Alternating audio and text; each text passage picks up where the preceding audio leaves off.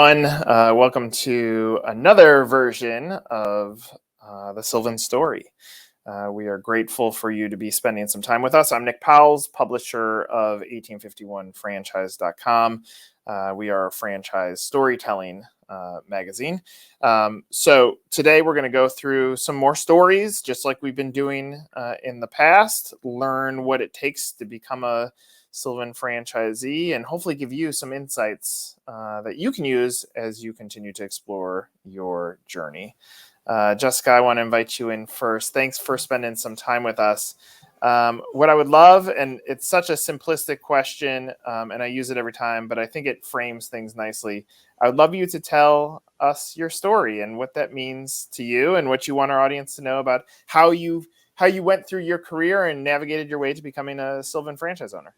Yeah, thanks, Nick.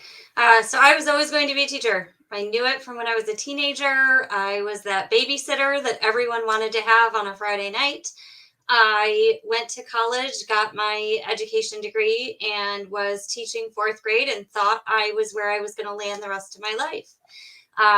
My husband in 2002, right after we got married, got deployed to Iraq. And I found that I was going home at night and watching the news, which was not what I should have been doing. So naturally, I was looking for a part-time job that in my mind, I was going to have for about 6 months. And then I would live the rest of my life as a fourth grade classroom teacher. And thankfully, someone mentioned Sylvan because we are traditionally after school. And so I interviewed there and had the expectation of working for 6 months. And that was 21 years ago. So I started as a Sylvan teacher and just fell in love with the brand and what we were able to accomplish.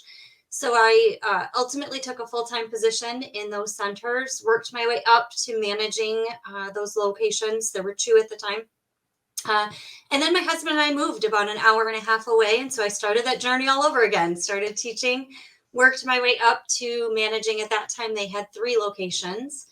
And then in 2017, so about 5 years ago, the owners at that time were ready to retire and said, "Hey, have you ever thought of becoming a business owner?" And we gave it a quick thought. And what I loved about it is it allowed me to stay within the brand that I so dearly loved, but gave me a little bit more flexibility in my schedule. So I had a little bit more control over that. So we started with 3 centers initially, added a 4th about 9 months later, and then just last year added a 5th and a 6th location. So my husband and I do this full time together now with 6 centers in the mid-Michigan area. All right, so lots to unpack there. So go backwards as you're taking your journey into this category. Are you thinking business owner at any point, or is there some moment that triggered you to say, maybe I don't just want to work here, I want to own it? I think the thought never crossed my mind until the owners at that time came to me and said, "We think you have this in you. We see it in you for you to step into this role." So in my mind, I really was always having that educator hat on. But I will say now that I sit in this franchisee role, one of the things we hear consistently from our team is how much they appreciate that I've been in that role because I can look at it from both sides of the table. And so I think that that's helped us with the longevity of our staff and with the retention of our staff, that I can look at things from both sides. That's awesome. So now you said when you became a franchise owner, you started with 3 locations and now you have 5. Like, is 6. 6, Is yeah. that mentally trippy at all? Like, I mean, you've scaled, like, you are a multi-unit operator, which in franchising, that's a small percentage of franchisees, period. But you've built a tremendous business. Like, do you get a chance to pinch yourself? Do you look back and say, this is crazy? Yeah. So my favorite story is when I first became a franchisee, one of the very first things I did was hired a business coach. So I knew that I, coming from an education background, needed some business assistance. I didn't know what unemployment insurance was. I didn't know the first thing about creating an employee handbook or FMLA. And so I had the choice to either go back to school to get a business degree or hire a business coach. And we felt like a business coach was right in our situation.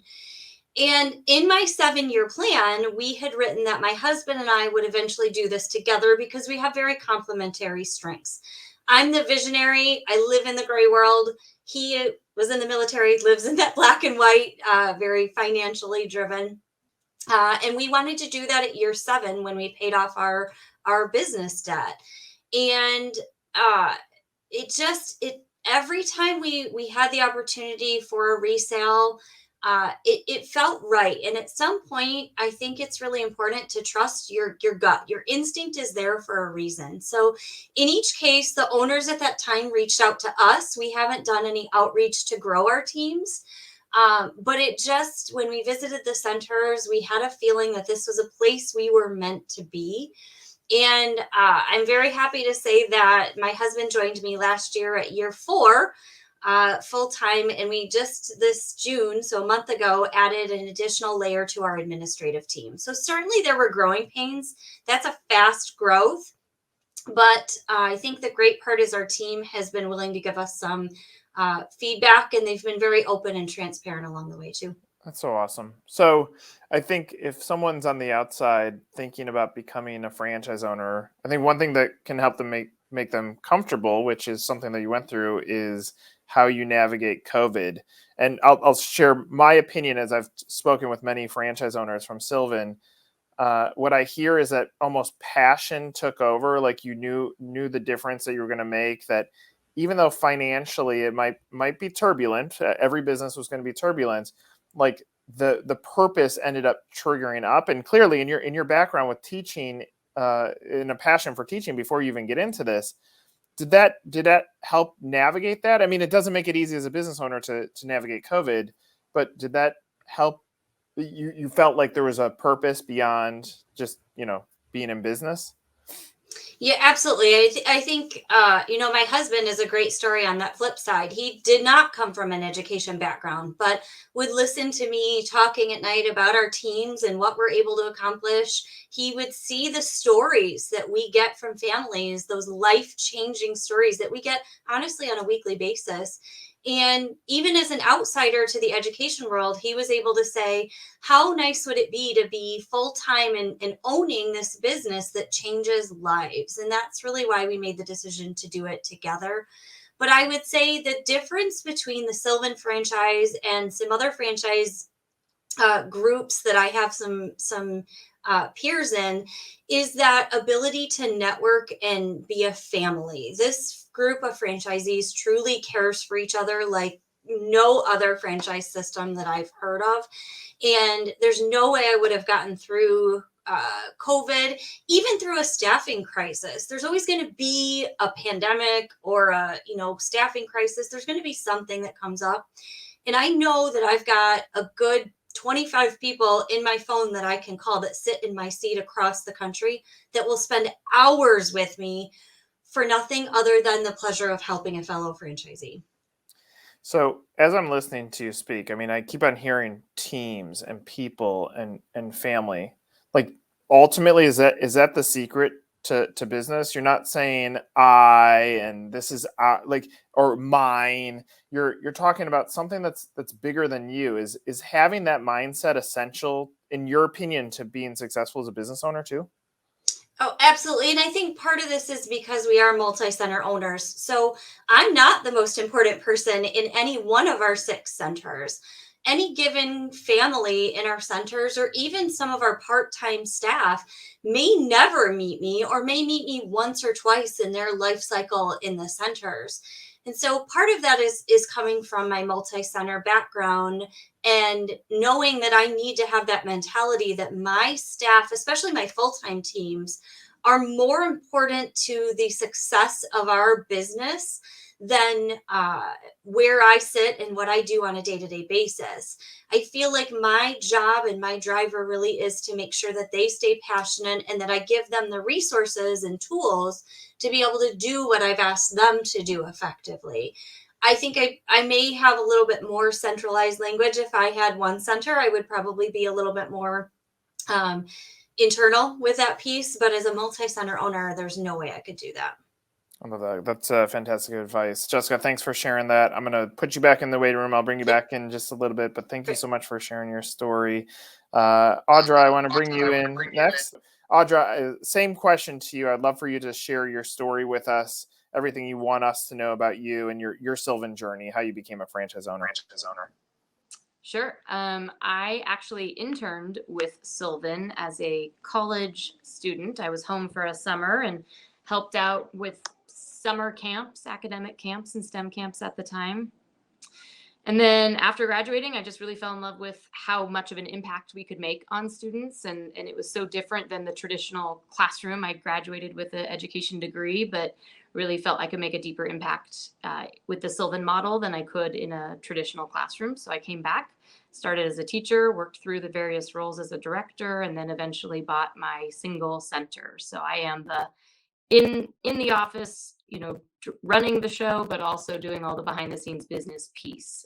So I have a very different view versus multi-center owners. So I would love for you to give an insight into how you went through the process of due diligence, because becoming a first-time business owner is a fairly big deal. So what was your process like? What were any of the things that tripped you up that you had to overcome and get comfortable with as you were going through your diligence of becoming a business owner? Yeah, I mean, honestly, there was a big learning curve. I didn't have a business background. I was a teacher, and I think I worked really closely with the prior owner to learn a lot of the ins and outs of what was going on the business side of things. Corporate was extremely helpful in walking us through the steps and the process of the plans that we needed to have in place before even applying to take over ownership. But some of the pitfalls are truthfully just not knowing a lot of the finances, not knowing a lot of the books. And so the more that my current owner or prior owner, the one I bought from, could have shared with me at the time, the better equipped I was to take over. I would suggest to anyone to spend a lot of time in another Sylvan, whether it's the one they'd be buying or whether they'd be buying a new territory.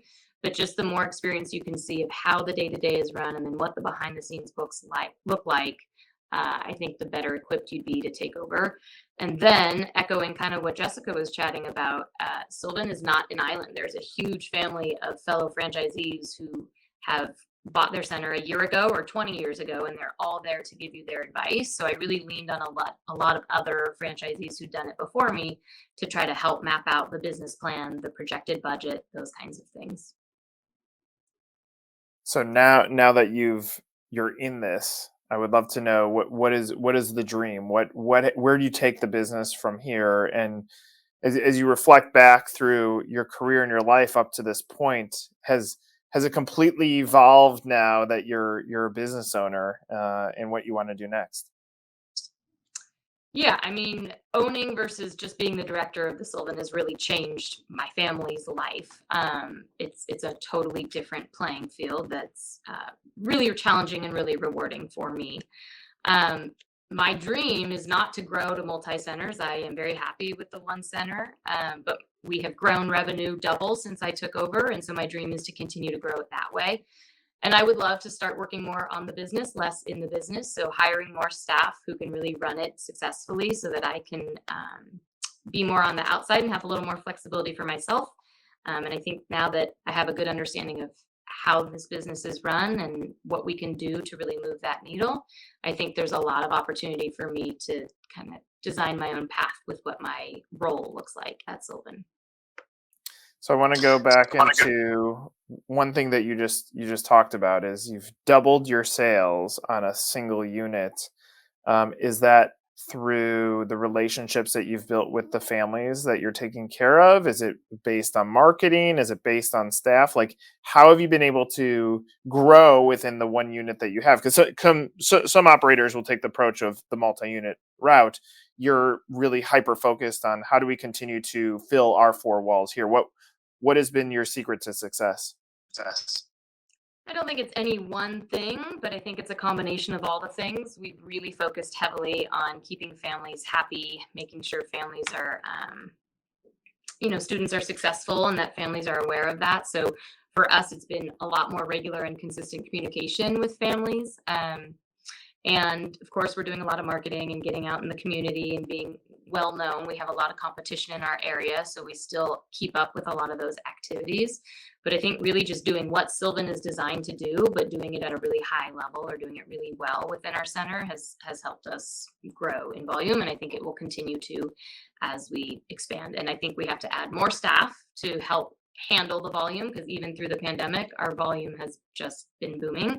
And in order to keep that going, we have to have the Rockstar staff in center for that too. So I think grow, which wasn't necessarily the model when I first took over.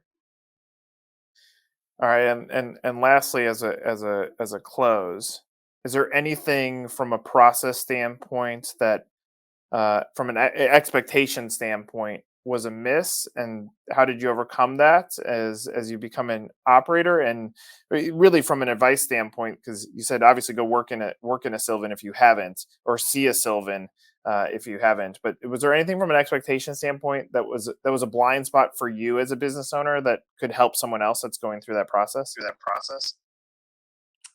Frankly, I thought I would work less, not more, but the opposite was true. But I think that's because I'm committed and I care and I want our families to be happy and grow that. So I think I expected that I would just hire other people to do all the things for me. But ultimately, when you're the owner, nobody quite cares about it the way you do. And so I think that's kind of the natural progression. And I think I've found that is very similar for all my fellow franchisees that I talk to. We live, breathe, eat, sleep, love Sylvan. So I wouldn't want to be doing anything else. But the expectation of, oh, I'm going to own the business, maybe I'll work less, did not come to fruition.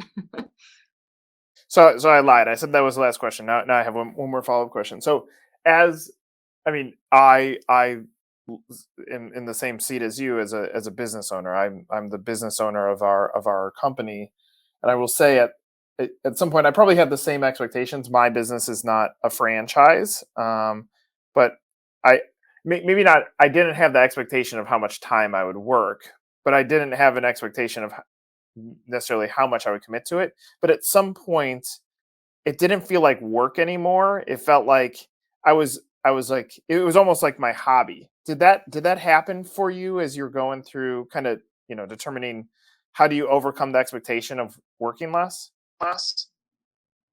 Yeah, I mean, truly, I do think part of my identity is wrapped up in what I do, right? And so I do feel like being the owner or the director of Sylvan or the teacher at Sylvan, it would be hard to separate from a lot of that. So I think while there might be a lot of hours, the role that I take on might shift, but it's still going to be all things Sylvan. It's just going to look different. And again, I think that's one of the beautiful things about owning a Sylvan franchise is that we can take a lot of different types of people with a lot of different types of backgrounds, and you can kind of make it what you want based on your strengths, and then you fill in the gaps with other folks to help.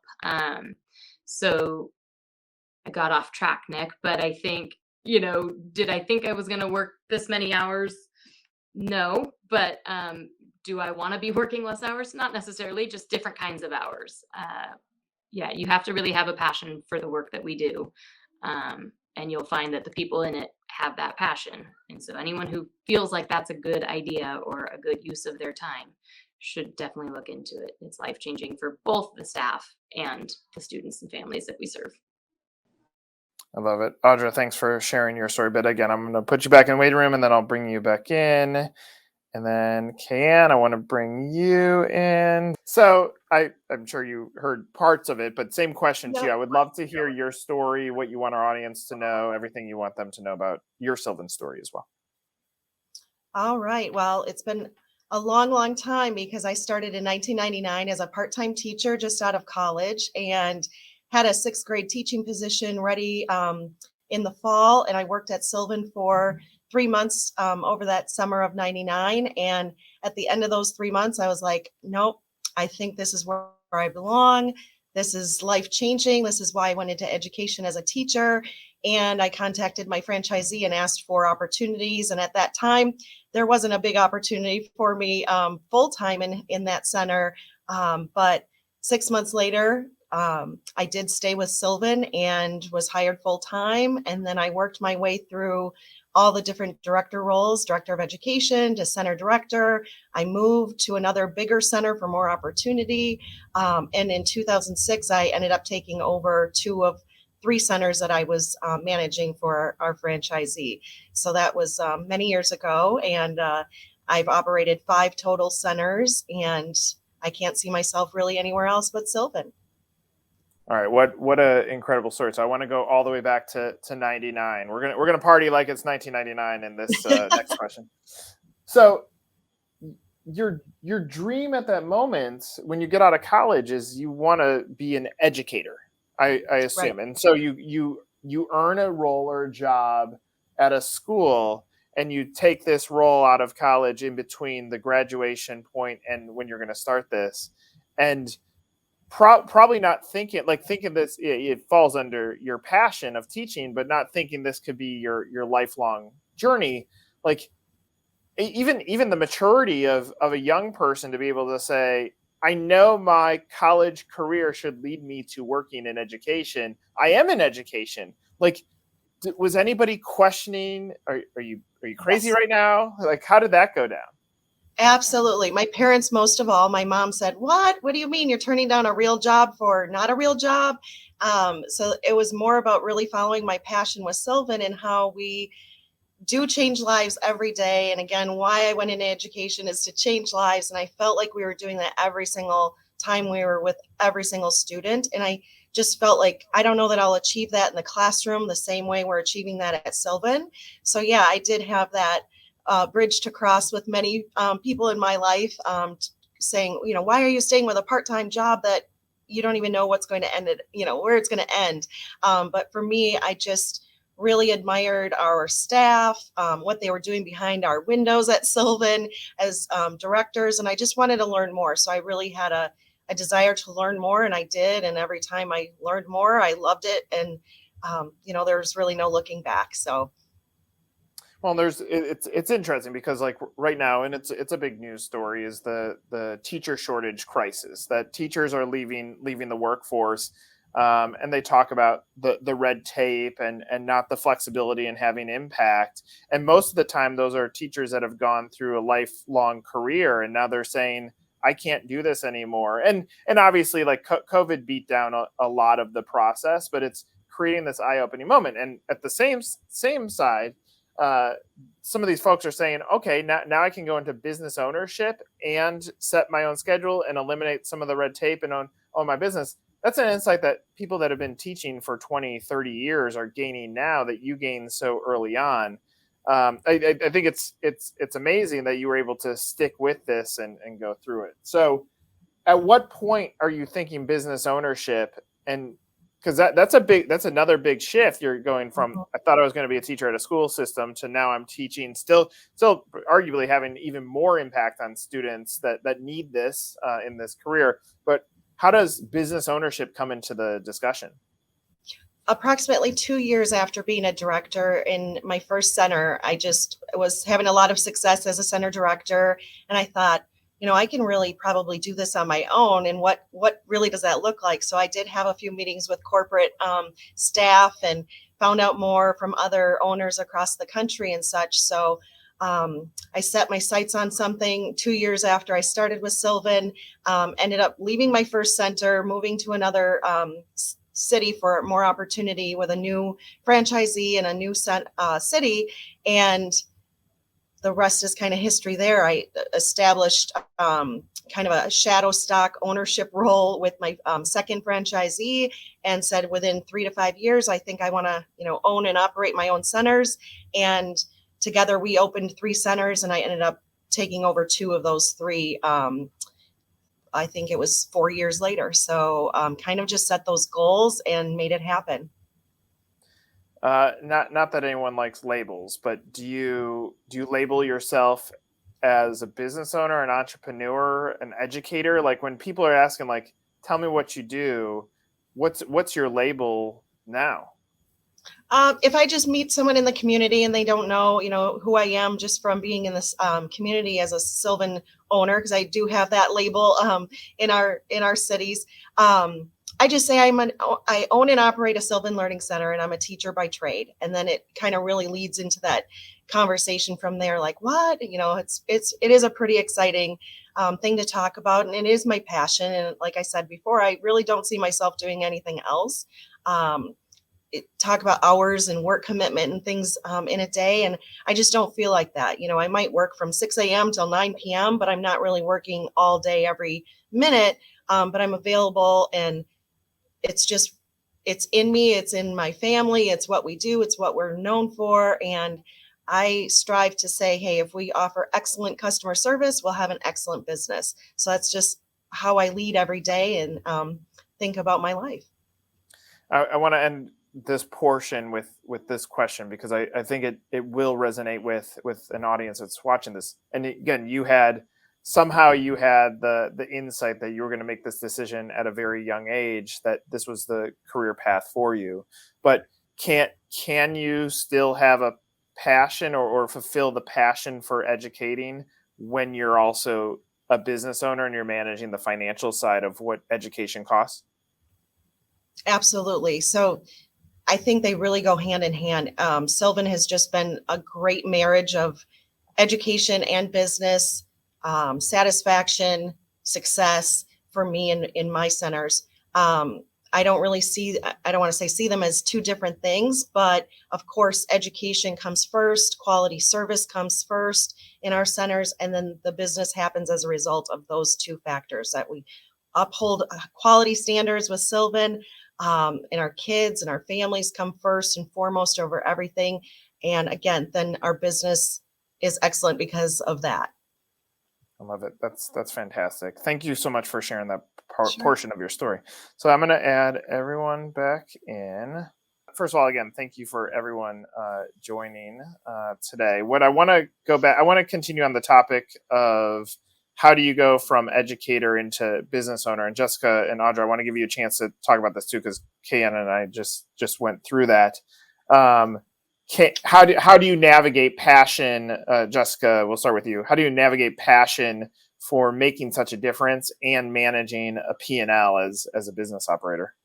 Yeah, I almost see that as one of the flexibilities that being a Sylvan franchisee provides. So Sylvan Corporate provides me with all of the quality academic programs that I need to deliver results. But if I'm talking about looking to manage my P&L, or how do I, do I lay employees off during COVID? What does that look like? I also have a network of both Sylvan business owners as well as non-Sylvan business owners. There is a franchise group within Sylvan where franchisees are supporting fellow franchisees. And then just as important, I'm part of a women's CEO group in my local town where I live. And although none of us are in similar business entities, I get so much great advice from that group of other, they happen to be women, but just other business owners in general. So not just staying confined within my Sylvan walls, but also remembering that I'm a business owner, just like the woman who owns a nail salon down the street. And so networking with them is just as important as my Sylvan community.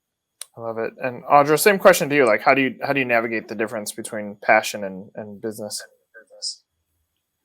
I think the passion is embedded in the work we do. So it's not really hard to navigate that piece, but I really resonated with what Kayan said, because if we're doing a great job in center, if we're taking care of customers, taking care of families, the business falls into place. We haven't hit many huge roadblocks as long as we're doing our job well, and corporate provides that great product that we are, the deliverers of.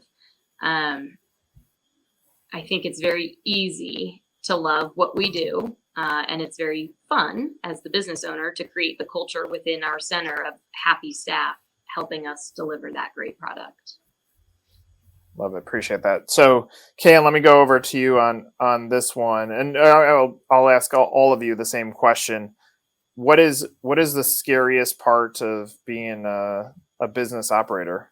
Or what freaks you out the most, whether it's on a day basis or it's happened over your career as a business operator?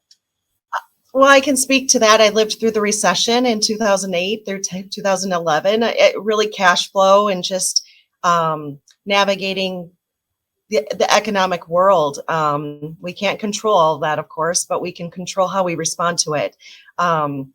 So I purchased in 2006 and purchased quite a hefty loan to purchase my established centers, but we made it through the recession and the times of all that. And it was really our commitment to our services, our commitment to staying open, our commitment to each other as staff, and managing all business practices wisely so that we stayed afloat. And so I can speak to living through the first recession back in 2008 and coming out of that with success, and even more success than I would have imagined in the recent years with COVID. I think that set us up for more success then, just because we were, experienced with getting through that in the past. COVID didn't set us back. In fact, we had our more record years in COVID times. Again, sticking back to the business practices that we aligned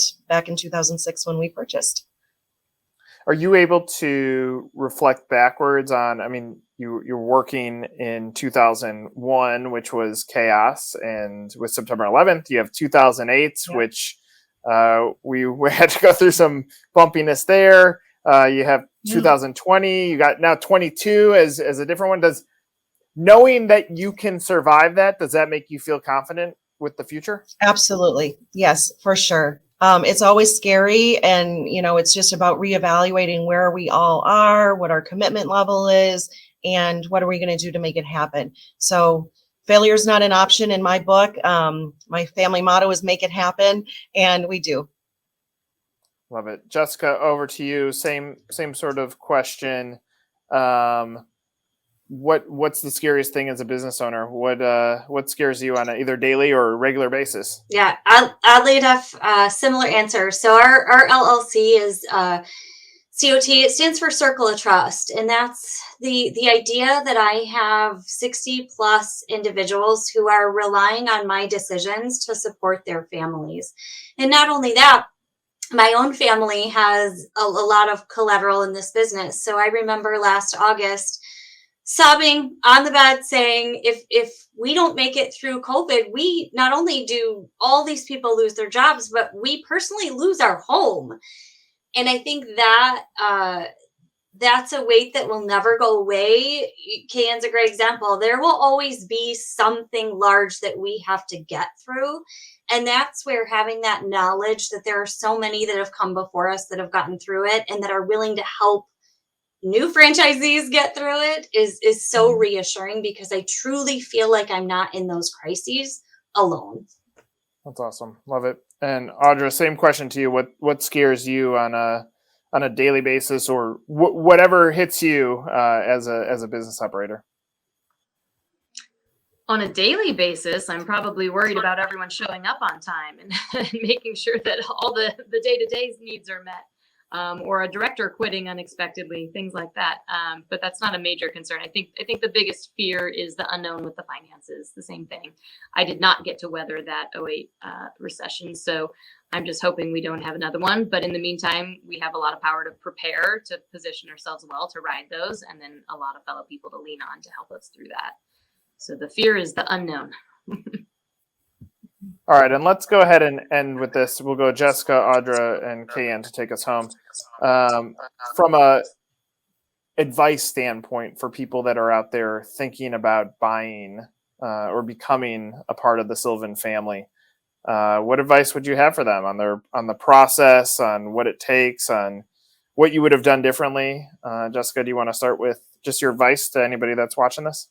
Absolutely. Don't go at it alone, and don't hold yourself to unrealistic expectations. So coming in as a previous manager of locations, I had this mindset that I was going to walk in and I knew exactly what I was doing and I was going to be so successful. And, of course, that mindset, the first road bump I hit from a cash flow perspective, I didn't want to reach out because I didn't want to admit that I couldn't do it all by myself. And so the biggest mistake I made was to not utilize my connections and my family of fellow franchisees. Because the moment I reached out and had an open and transparent, honest conversation, I was met with yeah, everybody's been through that. Here's some great advice. And so whether it's, if you're new to the brand, you will find a franchisee that will allow you to spend significant time in their centers to make sure this is a right fit for you. If you're in the brand and are interested in moving forward, don't be afraid to speak to franchisees in that role. So just not going at it alone was the biggest mistake that I made, and hope to help people avoid. I love it. That's great. Audra, same question to you. Jessica literally took the words out of my mouth because Nick, you asked, what would your advice be? And I was in my head, don't go at it alone. You're buying into a franchise. There's support there. Use that. Don't try to reinvent the wheel. Don't try to create it yourself. For me, buying the center I was already working in, I also thought I knew it all and I was already running it for the most part. So what could there be that I still had yet to learn? But what I didn't realize is that there are so many people out there to bounce ideas off of, people that for the first 15 years of Sylvan with me, I never knew anything about. I never knew that I could talk and reach out to other systems because our prior owner wasn't doing that. I think that's another piece that's helped us double our revenues, that I'm learning from other experts. So leaning on others, taking advantage of the franchise system that you're paying into is critical. Love it. And Kayanne? All right, to bring it home, my advice to new franchisees would be to focus on service, focus on reaching out to the best operators in Sylvan and relying on those people and the people at corporate to help you navigate and understand the business. Your P&L is really important. Understanding those aspects are more important than rewriting an employee handbook. So don't spend a ton of time on those kinds of things. Rather, learn and adapt from the top operators, and again, focus on service and your business will be there. I love it. So we have two questions from our audience that I figure we'll just get answered real quick. And if all of you want to go, we could go. I'll go Jessica, Audra, and then Kayanne. Same question.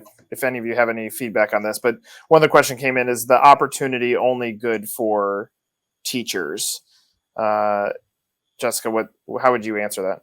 No, absolutely not. There are some really top performers in our system who don't come from that education world. I think being able to have a passion for educating students is important, but that doesn't mean that you have to have a teaching background.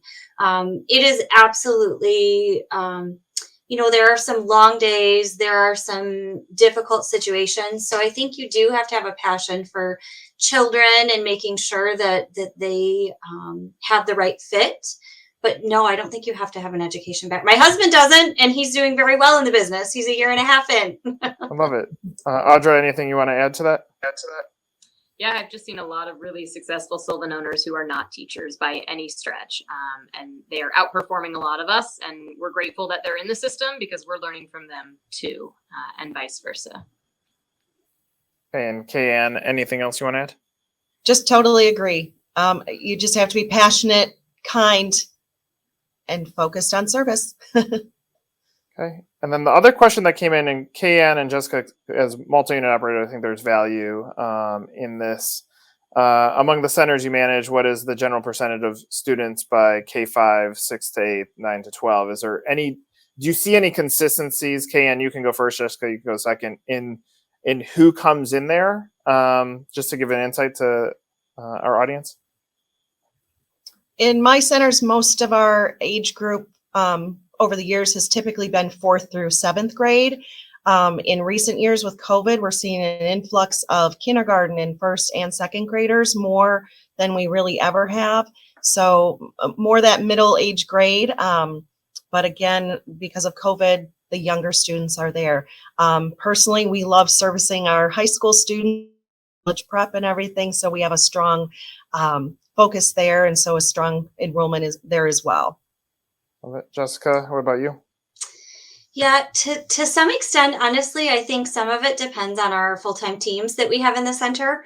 I have some full-time directors who are very passionate about that middle and high school population, and I find that those centers tend to have a higher population of that because their passion shines through when they talk about that group.